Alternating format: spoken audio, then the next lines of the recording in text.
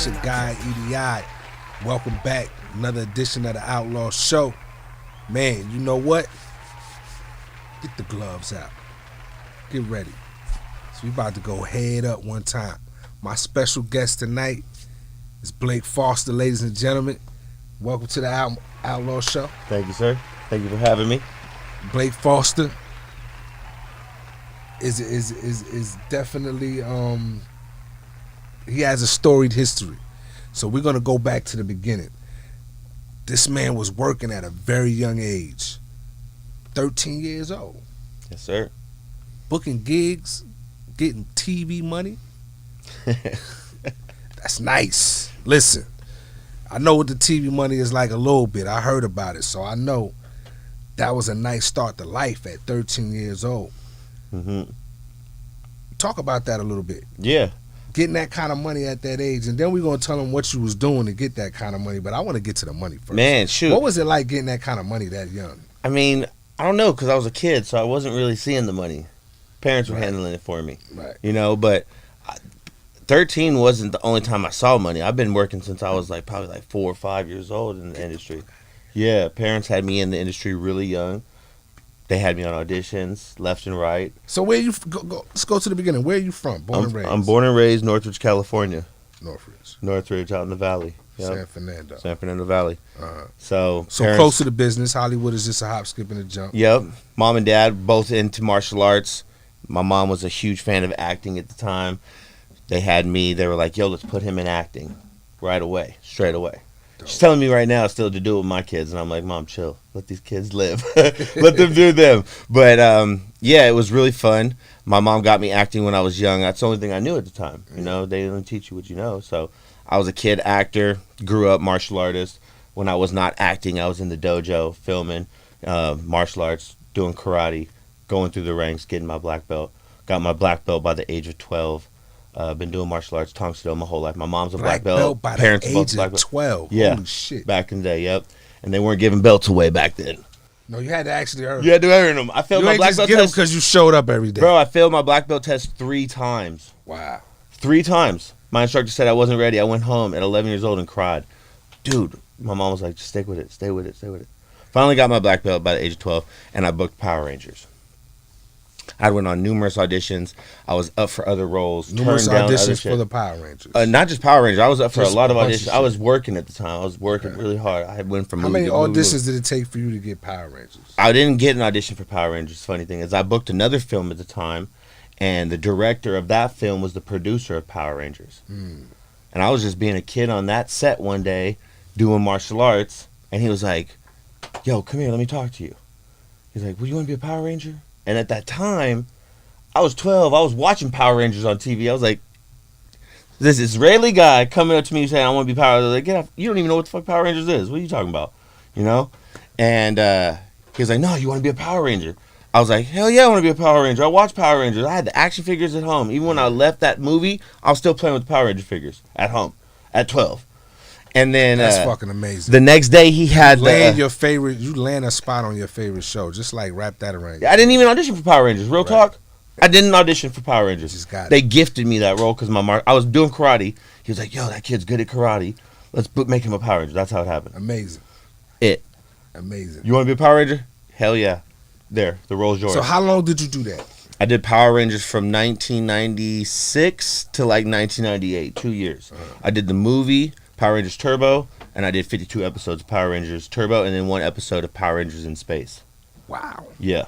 And so, what was that experience like as a young kid? You know, doing movies and like I said, your favorite show. This is your show that you love, and now you're a part of it. I was living the dream. I was literally every day waking up, even though I had to wake up and go to work, memorize lines, be on set, do what I needed to do to still fulfill what I was doing as my job title at the time. But I was living the dream doing it. I was working with Power Rangers. I've seen the behind the scenes. I've seen how they do it, everything.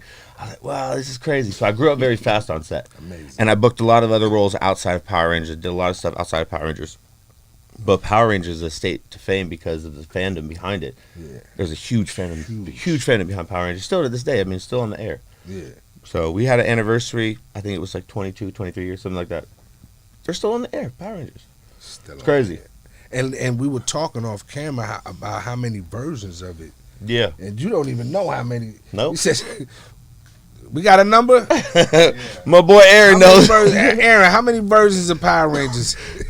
It's 30 years next year. So. 30 years. See, I'm still years. lost. That's 22, 23. That's a franchise, ladies and gentlemen. Yes, it is a franchise. That's a franchise right 100%. there. So after Power Rangers, what is life like for Blake? What do you do?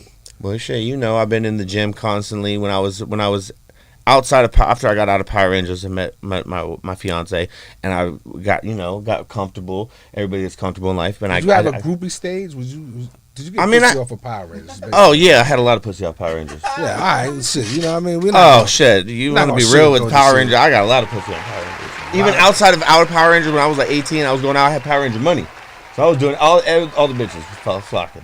California. I had a lot of bitches. State that. Did you see the face? Did you see his look on his face? My girl knows too, though. My girl knows, but that it's all good. It was a lot, ladies and gentlemen. And so, I mean, yeah, tell us about that period. Like after Power Rangers, it was fun, man. After Power Rangers, you know, I acted from 4 or 5 years old up until 18, 19 years old. I was like, fuck this, I need a break. Yeah, I want to be a normal kid because I didn't do prom. I didn't have none of that shit. Missed all of it. I played high school basketball for a little bit. I went and balled these dudes up.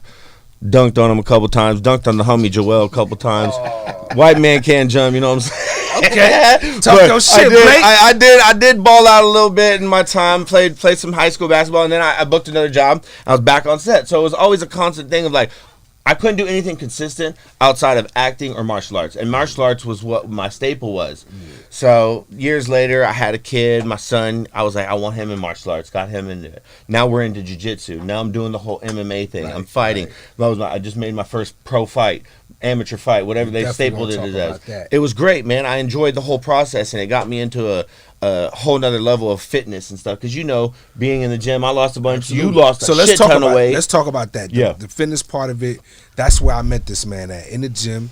We both go to a gym. He was already going there, and then I come in there and I started my transformation process, man. And he was always a positive voice in the gym. You know, see me doing my thing, always telling me to, you know, keep going, giving me pointers here and there. So that's how we developed the rapport through the fitness side of it. And then I actually got a chance to watch you train for your first pro fight. Yeah. And the torture basically you put yourself through. Yeah, man. You know, talk about that a little bit, what it took to get you to the point where you felt like you were ready for this fight. Yeah, it was crazy because when I first met you, I was like, okay. I knew a couple of the other homies. I met you, and I was like, okay, everybody's going through their stuff. Saw you losing a bunch of weight. I was like, shit, I gotta support somebody to go through that because, first of all, it ain't easy. At heart, we all fat boys. We all want to eat bad. We all want to smoke, drink, do whatever the fuck it is we want to do. 100%. But in order to lose weight, you really have to focus and you have to hone in. And I learned a whole new aspect of fitness through that fight. Through that fight camp it was really rough, man. Honestly, I was getting beat up more in fight camp than the fight. You put in all these hours in fight camp. I went through a broke rib first 2 weeks in fight camp. Shit. I got hit and broke a rib. Couldn't even spar that much. So there was a lot of things. I broke my big toe in the fight on the sprawl. A lot of stuff happened in fight camp, but you go through it knowing that at the end of the day there's a big reward. And that belt to me was the only thing that I was leaving with. The belt? The only thing Can I we left. see the belt? The belt is right here, ladies the belt. and gentlemen. We brought the belt. You know, this is a champion I'm sitting next to. This is the belt right here, 205 out in Utah, Steelfish champion. Speaking loud and fucking clear. Looking like my homie actually said, you know, hey, Power Rangers is huge. Wrestling is huger. He was like, bro, you're in good shape. You should go do wrestling. I hit up my homie Bubba Ray Dudley. Texted him. I was like, hey, you still in Florida? He was like, yeah, the Dudley boys. Because I do Comic Cons around the world, and I met him at a Comic Con. We clicked right away. He was like, yo, whenever you want to come do wrestling, come out. I'll train you for the whole year. We'll go wrestling if you want to go wrestling. Come on, man.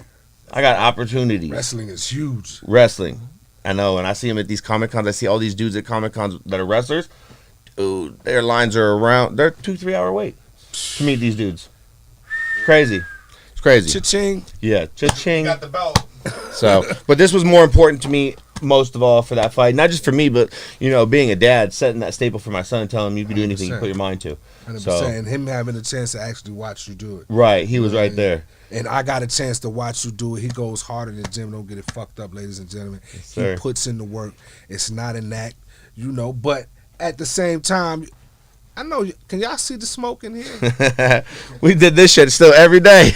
We work out, we still cheap. And so for all my people that watch out, because I got a lot of people that watch me and they see my transformation and they hit me up with for advice and pointers and everything. You can still enjoy the cannabis and get your workout on too. You don't have to replace one for the other. If you choose to do so, that's your choice. But I'm just letting you know, you looking at two people that still enjoy. I'm just cannabis, saying. Obviously, I want to say this though, because you can see a lot of people in the UFC that smoke weed. You can see a lot of famous people that smoke weed. They do it and they're still productive. They're still productive. Choose when to do it. Now in fight camp, I didn't do it. I just chose not to. I had to get drug tested. Everything. I did it respectfully. Did it when I needed to, and that was it. You gotta find discipline somewhere. You gotta find that spot. Yeah. That balance. Yeah. Balance. But we still smoke weed before we work out every day. I look over E.D.'s faded with his glasses on the treadmill. Hell yeah. Zoned out, baby. Zoned out. Sweating. Got the music on, going in. Yes, sir. What I mean? And then, you got the post. And how much weight did you lose total? Close to 100. Close to 100. That's hard to do, man. Yeah, that's hard to And do. the cool thing is you've kept it all. A lot of people lose weight and they gain it back because they get comfortable. My whole goal now is just to turn everything else into muscles. You know what I mean? Yes, sir. And, get better at my diet. I have great days where I'm super disciplined. I have some days where I fall off. You know what I mean? And so that's just the honest part of it, But one thing that'll never change, I'm going to be in that gym. You're going to see me in that gym getting in at least 2 hours. Absolutely. I mean, that's a part of my life. I made it into a lifestyle. And there's people like yourself that I watch train, and it's a lifestyle to these people. It's not just, event for vanity purposes. It's how we live. You know what I mean? 100%. And so that shit is, it's a special thing to me now. You know what I mean? It's not just you develop a new lost the lifestyle weight when you and do now that. I'm good. You know what I mean? It's a new lifestyle. It is. You enjoy it. I enjoy going to the gym. Yeah. I was telling my friend the other day, I was like, dog, if I don't go to the gym, I'm angry. Yeah. I need to release. I need to go and have my time. That's me. Yeah. I want to enjoy that time. I want to get a pump. Especially I want to get a buzz. Your dad, your husband, boyfriend, whatever. You got these. Even outside of all that, I just need that. Man, you know what I mean? Yeah. You need that. Everybody those hours. needs that. Yep. Yeah. Everybody needs it, and they need it at their own time. Yeah. Whether it's early in the morning, get it done out the day, or 9 o'clock in the morning, like us. 100%. I got to get it early. Yeah, me it sets too. the tone for my day. Do you work out if it's not at 9? Yeah. See me, if I don't work out and it's not 9, I'm like, if I don't get that work in the morning, I can't work out. Yeah, that day's canceled I try for to me. do later in the day workouts. They don't really. They don't really. You know They don't what I mean? work. The gym is a little bit too crowded. Most people, some people work 9 to 5s and then they get off and go to the gym. Yeah. It's a little bit too crowded in the morning. You can kind of, you know what I mean? Yeah. Get your own little workout. Oh, yeah, that's why I'm in there in space the morning. I know. and whatnot. So, you did your first pro fight. Yeah. What was that experience like, man? I seen the fight though, Blake. I'm gonna be honest with you. It looked pretty easy, man. It was very easy. You didn't. I mean, like, I knew a year ago. Did you get hit? I got hit once. He did kick me in the head once. Okay. But I didn't feel it. But I'll be honest with you, man. I've been a martial artist my whole life. And one thing martial arts taught me is that timing beats precision. Right. I don't care how precise you can be, how heavy of a hand you got, how you know you're going to swing and hit me out. If my timing is going to beat you, I'm going to strike first. So I knew going into this that the only thing that I needed to really work on was my ground game with him because he was a fighter. He has had 9-3 or whatever. Now he's 9-4. Mm-hmm. He had a lot of fights, and I was not taking that for granted by any means because it was my first fight. But I just knew since I've been doing martial arts my whole life, and I fought in a lot of tournaments, continuous fighting growing up as a kid. I was doing this. I was knocking kids out in the ring as a kid. I was like, all I have to do is work on my timing. I'm going to beat him. Mm-hmm. And that's what I did. I took it. He tried to take me to the ground. I stood back up, and my timing hit him, and I was way bigger than him. He normally fights at 170. I fight at 205. That's a lot, and I'm a lot of muscle. I hit him. He's gonna go to sleep. Yeah. He talked a big game, and he didn't back it up. He didn't swing. He didn't do nothing. So who knows what's to lead for the future? I want to take another fight. I want another fight. But the fight has to make money. Like you said, you're a businessman. I was a businessman. That was a good fight for me because it was money-wise. It was a lot behind it. So at the end of the day, I don't know. I saw Jake Paul today throwing kicks. on a bag on his Well, Instagram. I'm glad you brought him Oh. up because I wanted to go there next, man. What do you think about the whole Jake Paul phenomenon? And is that something that you would get into, man? A lot of people are saying, yo, he's not fighting nobody that's a real fighter. He's fighting these people. Honestly, I think he's a real fighter. He's doing his thing. I think Jake's doing his thing. Man, I'm going to be honest, man. He's throwing them punches like he knows what he's doing. Any real boxing coach will tell you, whenever you turn your wrist in is when you're going to swing for the fence and knock somebody out, because you're not going to hit them out here like this. You want that wrist turn. My coach taught me that when I first started there. You turn the wrist in to hit hard, and that's how you connect on the chin. And he threw a solid punch, man. Those boys went 6 rounds. The guy took a dive. Willie took a dive. Like, People are going to always talk about this.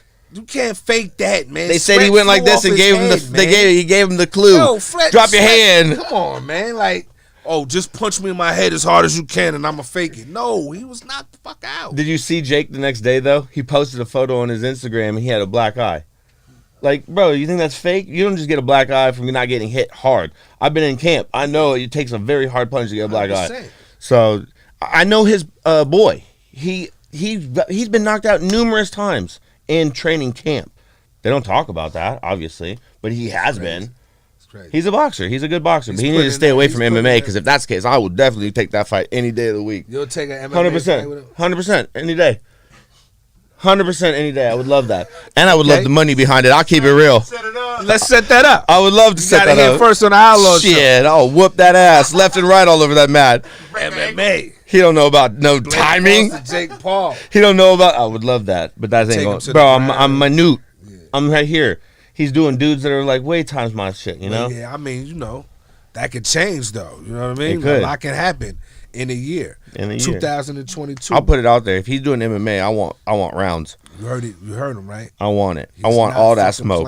All the smoke. I'll beat that ass. And I'll take him to the ground. I might even tap him out. My jiu-jitsu's really nice right now.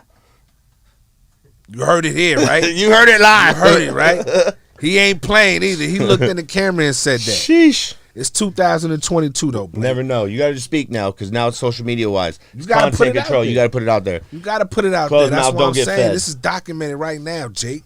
Jake. You know what I mean? Or the other brother. What's the other brother name? Logan. Logan ain't definitely doing no MMA. He better stick Either to one of boxing. them. He did good against Floyd though. You think so? Yeah. He went with the best, and he did all right, man. He went with the best in the world. To step into that cage, that ring, kudos to him. I give him kudos. I feel like Floyd took it very easy on the guy. Which he shouldn't have. I think he took it very easy on. He shouldn't have, though. He should have gave that for the business. I was rooting for Floyd just to mollywop his ass. Yeah, like Floyd's somebody needs to shut both of them up. Floyd's an entertainer. They both need to be shut up. You know what I mean? His skill set is there. His muscle memory is there forever. But he's an entertainer at this point. 100%. And about getting the bag. You know They both are. He wanted to give everybody a good show. Yeah. But, of course, I feel like he could have demoed him out. Anybody does these days, bro. Anybody does. Everybody wants that these days. Yeah, trying to make a viral moment. Yeah. Or whatever the case may be. What's next for Blake, though? 22. Man. You said you want another fight. Mm-hmm. I'm gonna fight again, honestly. It all depends on my coach. I've been telling everybody, if my coach fights, I gotta wait. I'll still go through his fight camp, but it's focused on him, and I really want to see him get down. He's had like 18 fights, and everybody at the studio's fought except for him. Yeah. So. What's his name? His name's Rob Gooch. My coach, Rob Gooch, GTA Academy, Canoga Park, California. So, yep, on Instagram, Rob Gooch, at GTA Family. So, yeah, my Instagram's at Blake A. Foster. Shout out to Blake A. Foster. My man's at Aaron Coney. And my man's J Realty. And look, and the Power Ranger money is still lucrative. I mean, shoot, we make it happen. The green is lovely in here, though. You pick that color. I'm glad, because you know what? I should have been the Green Ranger. Hey, it's my favorite color. It's the color of money. It's the color of weed. The one that comes out the water, huh? Shit, man, you can't complain with the green. Hey, when I what drive, color I pick? When you ask me what color you want the room, Green, money green. We can put it blue. We can put it blue to get a picture though. Money green. I know you can switch it. Hey, but you know what? I rode the other day with this color in my car. You ever switch it up? Yeah. We matching twinsies. Yeah, we got the same car. Twinsy. We got the really, E-Class. Really, Blake seen me pulling up every day in my shit and was like, you know what? He's looking kind of good out there. I don't blame him though. 100%. His shit is looking very nice. I Man. had a fucking truck. I was like, I got to get rid of the You truck. had the Go big, stuff. I know. He was coming through like, you know what I mean? Shutting down the parking lot every morning. Everybody spotted me in that thing. That was noticeable. Very noticeable. Gave myself away. You very I'm trying to be incognito. You very stealth right now. Thank you. I'm trying to be, you know, fly under that radar. Yeah, we came from that. Well, I'm a little older, but I know you remember the Knight Rider. Knight Rider was my favorite 100%. show growing up. You know what I mean? Like your life, if I could have ended up riding shotgun next to Michael Knight in the Knight Rider car, that would have been the equivalent of how you landed on your favorite show. You know what I mean? If I'd have got a part on Knight Rider, that'd have been riding. It's funny though because Hey, I know. We're the cartel kid to take us to Jack and the Crack, homie. We hungry. What you ordering the Jack and the Crack though? What's that? What are you getting? What you getting? Some tacos? Yeah. Hell yeah. I don't eat that no more. I haven't ate Jack in the Box in over 20 years. Amen It's been to a that. long time since I ate Yes, Jack. sir. No offense to anybody that does, but what were you gonna say? No, I was just gonna say I know what that's like though because Knight Rider, that's very prevalent at Comic Cons too. You could sit in the Knight Rider mobile, get a picture with it and shit. Fucking sick, man. It's dope. Yeah, Fucking Comic Cons sick, is dope. It's a big blessing. That's another thing I was doing a lot of outside of, you know, turning 19, whatever, getting some money. I fell into that Comic Con world where it was travel the world. Yeah. Dog, I've been everywhere. London, Brazil, everywhere. Australia, New Zealand, Germany. Yeah, we've been everywhere to meet our Favorite fans. country. Man, I really like London. We went to London once, and then we took the flight over to Amsterdam. It was cool, but I really, really like love London because we've Amsterdam. been to so many different places in London, though. Yeah, I love that train ride from London to Amsterdam, and Amsterdam is one of my favorite cities on the planet. Amsterdam's I dope. love London too. London is dope. They had some too. good food over there. Yeah, it was really cool. Yeah, I love Amsterdam for the coffee. I didn't care for their flour over coffee there though. shops. Their weed over there, I didn't think it was that great. Yeah, Yeah, and we went to like all the best ones. That one day we were like, yo, let's go to Bulldogs or whatever it's Bullfrog. Week. I was like, what's your best indica they got in here? They were like, I mean, 'cause indica. you fucking Cali, you born and raised in. Well, this is the motherland Yeah. for marijuana. So it's hard to beat. Imagine if I was stealing my dad's weed when I was on Power Rangers. That's how I really teleported and morphed. They'd be like, "Dude." He's high as hell. Leave him alone. How old were you when you started Power enjoying Rangers? cannabis? When I was probably like 16, 17. Once I got my driver's license, Yeah. started hanging out with my friends, passed me the joint. But it never affected me, you know? That's the crazy thing is I always still did shit afterwards. Like I go to the gym every day high as fuck. Smoke a joint. It's Wake and Blake. Wake and Blake. Wake and Blake, ladies and gentlemen. Blake Foster Wake right and Blake. here on the motherfucking Outlaw Show. Give everybody your social media, Yep. how they can keep up with you and stay intact. You know what I mean? And before you do that, is there any plans for like a fitness side of the Blake Foster product? You know what I mean? Would you put something out on the fitness side or give anybody tips, pointers on how to, you know what I mean? Because you did a transformation too at a certain point in your life.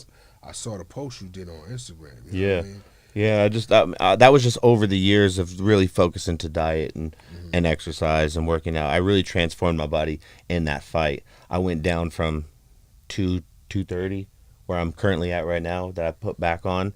I went from 230 to 203. But in that process, I lost a lot of mass because in fight camp, you're not really focusing on weightlifting, you know? So this time around, I'm focusing more on weightlifting to keep the muscle mass as I cut down and lose the body fat. So I'll go back down to like 210 and then cut 5 pounds for the week of fight week. It'll be easy, but I won't lose much mass. It was just impeccable for me to be like, oh, at this point I have to lose the weight in order to make the weight.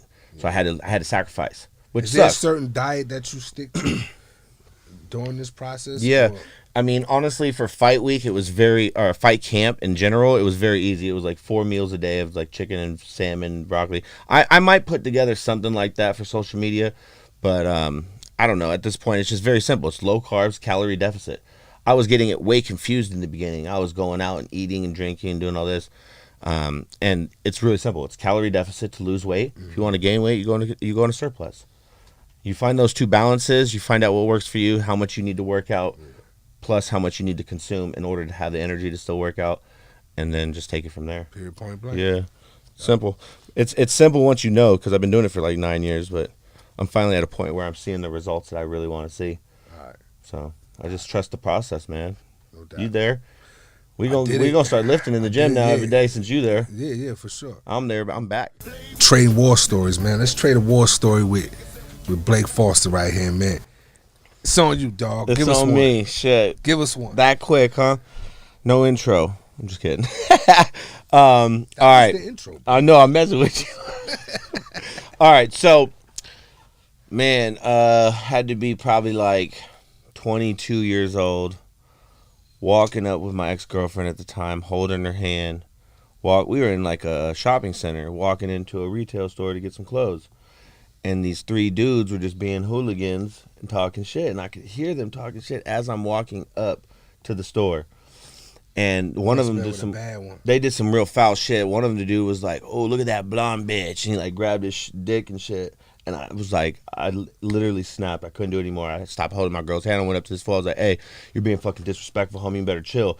And this fool pushed me. As he pushed me, I literally went into fucking martial arts zone mode and fucking stepped. Bro. That's what the fuck. Bro, I stepped back and nonchalantly, like, oh, I was about to do this, and then nonchalantly threw a roundhouse kick, kicked him right in his fucking mouth with my foot, dropped this fool off the curb. And then his homies jumped up and they started squaring up with me. I sidekicked one of the dudes. The other dude did get a shot in. He swung and he hit me and kind of blacked me out for a second. He hit me so hard. I'm making my way back. Martial arts taught me always to find a corner. So I'm making my way back to like this corner of the Loman's Plaza where we were at. And I started just teeing off on these fools. We were fucking going at it. We went inside the Loman's Plaza. Some dude grabbed a fucking clothes rack, swung, hit that shit. Cut me open, bloody, all under my fucking shit. I was getting fucked up by these dudes, and the security guard just standing there. The dude is just standing there watching as I'm trying to fend off these 3 dudes. After the other dude got up. But the next day, it was funny. So my mom went over there, and the dude in the guitar store where I round kicked that dude, he was like, "This was a straight movie fucking scene out of Cobra Kai. This kid was whooping ass," and she was like, "That was my son." So yeah, it was my war story. That's a real fucking war story. 3 dudes. Honestly though, they did get me in the store though. Once they all got me in the store, it was a wrap. But I fucking fired off on all 3 of those dudes. Yeah, I mean, I dropped that one dude so quick. Bloop, his face like with a whoop noodle right to the floor. But yeah, that was my war story. I have a lot of war stories, but that was the good one. The chick watched you get out. She didn't jump in and she just watched. No, she was screaming to the security guard. I looked up as I'm all bloody. She's screaming, "Why aren't you doing anything?" I'm like, the dude was just standing there, and those fools obviously took off running. But yeah, wow, crazy war story. It's Train War Stories, y'all, with Blake Foster, man. That was a real war story. That was a one. That was the best one, I think.